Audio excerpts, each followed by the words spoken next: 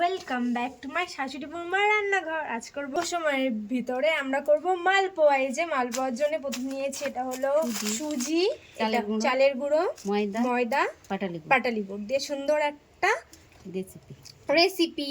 ব্যাটারটা গোলার জন্য প্রথমে আমরা উষ্ণ গরম জল করে নেব। ব্যাটারটা গোলার জন্য অল্প করে ময়দা, অল্প সুজি, অল্প পাটালি গুড় দেব, অল্প করেই দেব। হালকা করে একটা ব্যাটার বানিয়ে নেব। অল্প অল্প জল দিয়ে আমরা সুন্দর একটা ব্যাটার বানিয়ে নেব যাতে মালপোয়াটি খুব সুন্দর হয়। তার জন্য আমি অল্প অল্প জল দিয়ে ব্যাটারটি কমপ্লিট করলাম। এখন পাতলা একটা ব্যাটার বানিয়ে নেব। একটু রেস্টে দেওয়া হবে। হ্যাঁ, অল্প একটু দুধ দিয়ে নেব। মালপোয়া যেহেতু তার জন্য দুধটা দেওয়া খুবই জরুরি। এদিকে কড়াইতে আমি তেলটা গরম করতে বসিয়ে দিয়েছি। এই যে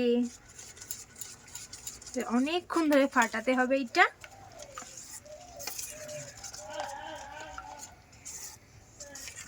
না হলে মালপোয়াটা সুন্দর হবে না।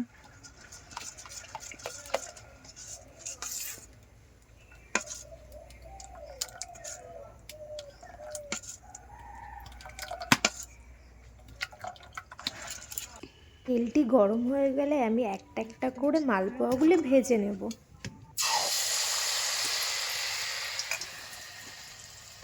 একটি অনেকক্ষণ ফাটানোর ফলে মালপোয়াগুলি কি সুন্দর ফুলকো ফুলকো হচ্ছে। দেখুন, এরকম নতুন নতুন রেসিপি দেখতে আমাদের চ্যানেলটি ফলো করে দেবেন ও সাবস্ক্রাইব করে দেবেন। দেখুন কত অল্প সময়ের ভিতরে এত সুন্দর একটি রেসিপি আপনার বাড়িতে প্লিজ ট্রাই করবেন ও আমাদের কমেন্টে জানাবেন কেমন লাল লাল করে তুলতে হবে, সুন্দর লাল লাল করে।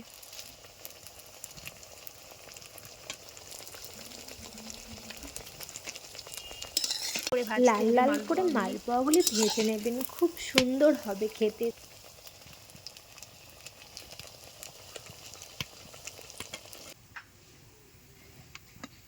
এই যে মালপোয়া,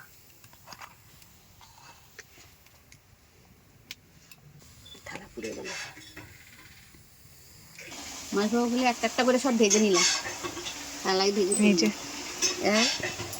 চিনির রস তৈরি করবো।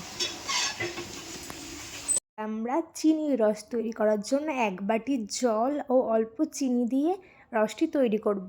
আর আপনাদের বাড়িতে যদি থাকে মিষ্টির রস বা কোনো মিষ্টি কিছু, তো সেটাও দিতে পারেন। আমাদের বাড়িতে মিষ্টির রস ছিল, তো সেটাও আমরা দিয়ে দিয়েছিলাম। রস মালপোয়াগুলি কেমন হয়েছে আপনারা প্লিজ কমেন্ট করে জানাবেন। খুব অল্প সময়ের ভিতরে এত সুন্দর রেসিপি দেখতে হলে শাশুড়ি বৌমার রান্নাঘর সাবস্ক্রাইব করে দিতে হবে। তো এর মধ্যে দুটো এলাচ দিলাম। আমাদের চিনির রস প্রায়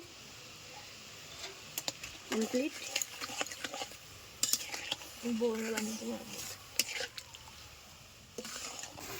পুরো কমপ্লিট হয়ে গেছে। এবার আমরা একটা ডেকচির মধ্যে ঢেলে নেবো। ডেকচির মধ্যে রসটা দেখে দেবো, একটা একটা করে দেবো। এই যে মালপোয়া দু হাতা।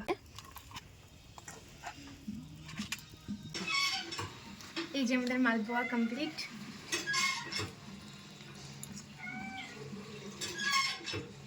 রসের ভরা মালপোয়া। বলো খেয়ে কেমন হয়েছে মালপোয়া?